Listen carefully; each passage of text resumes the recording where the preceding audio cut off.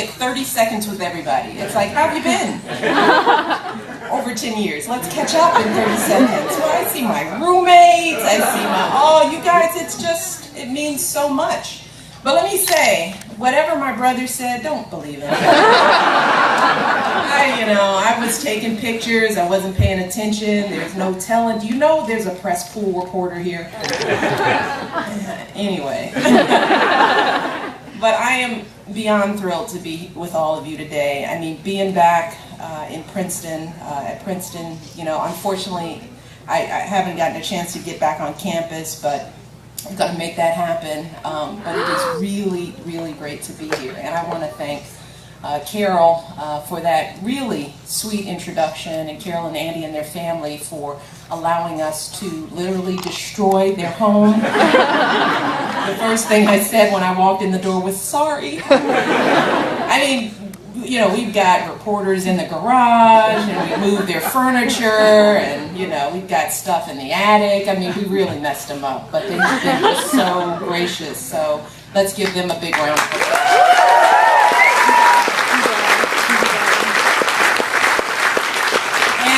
I want to recognize a couple of people. We've got Congressman Holt, who is here, and I want to thank him for being here.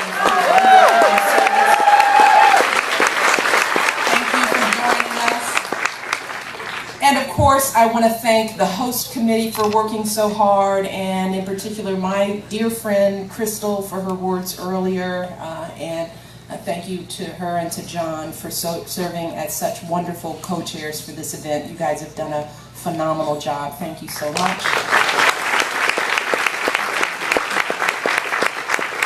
And of course, to my big brother, Craig, even though he probably embarrassed me, let me tell you something. Craig worked harder than both me and Barack during the convention. Truly.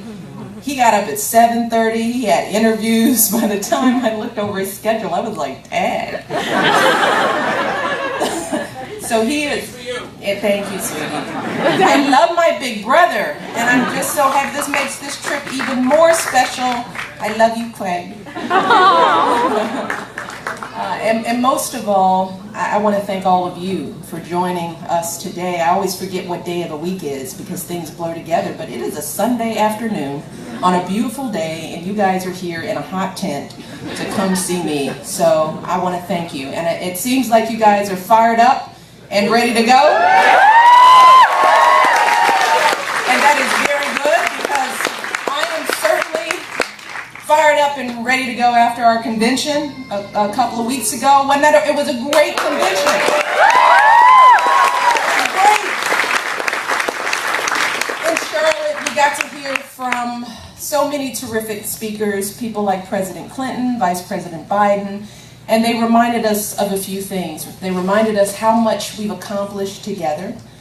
They reminded us how much is at stake in this election, and most importantly, they reminded us why we need to re-elect my husband for 4 more years. Yes.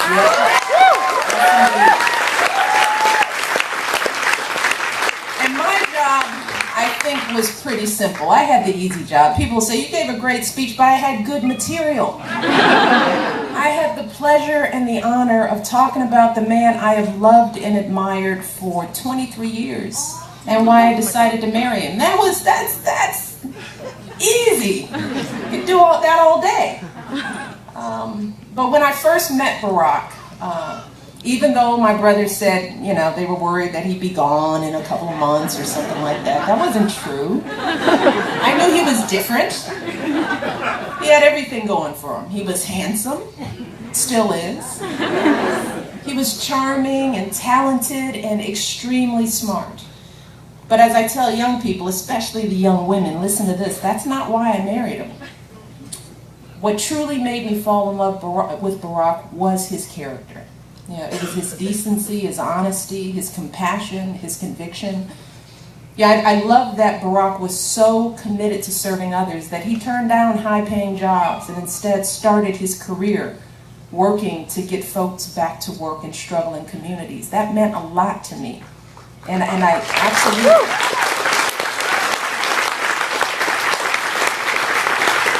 And I loved that Barack was so devoted to his family, especially the women in his life. I saw the respect he had for his mother. I saw how proud he was that she put herself through school while supporting him and his sister as a single mom. I saw the tenderness he felt for his grandmother. I saw how grateful he was that long after she should have retired, she was still waking up every morning and catching that bus to her job at the community bank to help support his family. And he watched as she was passed over for promotions, even though she was a woman. But he also saw how she kept on getting up, doing that same job year after year without complaint or regret. And with Barack, I found a real connection because in his life story, I saw so much of my own. Growing up on the south side of Chicago, I watched my own father make that same uncomplaining journey to his job every day at the city water plant. And I saw how he carried himself with that same dignity, that same pride in being able to provide for your family, that same hope that his kids would one day have opportunities he never dreamed of. And like so many people in this country, our families just weren't asking for much. They didn't begrudge anyone else's success, not at all. They didn't mind if others had much more than they did. In fact, they admired it. That's why they pushed us. They simply believed in that fundamental American promise that even if you don't start out with much, if you work hard and you do what you're supposed to do, then you should be able to build a decent life for yourself and an even better life for your kids and your grandkids. And they also believed, as I said in Charlotte, that when you've worked hard and done well and walked through that doorway of opportunity, you don't slam it shut behind you. You reach back and you give other folks the same chances that helped you succeed. And that's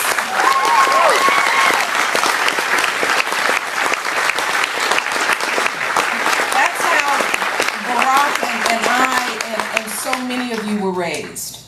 Those are the values that we were taught. We learned that how hard you work matters more than how much you make. We learned that the truth matters, so you don't take shortcuts, you don't game the system, you don't play by your own set of rules. We learned that no one gets where they are on their own, that each of us has a community of people lifting us up. From the teachers who inspire us to the janitors who keep our schools clean. And we learn to value everyone's contribution. We learn to treat everyone with respect.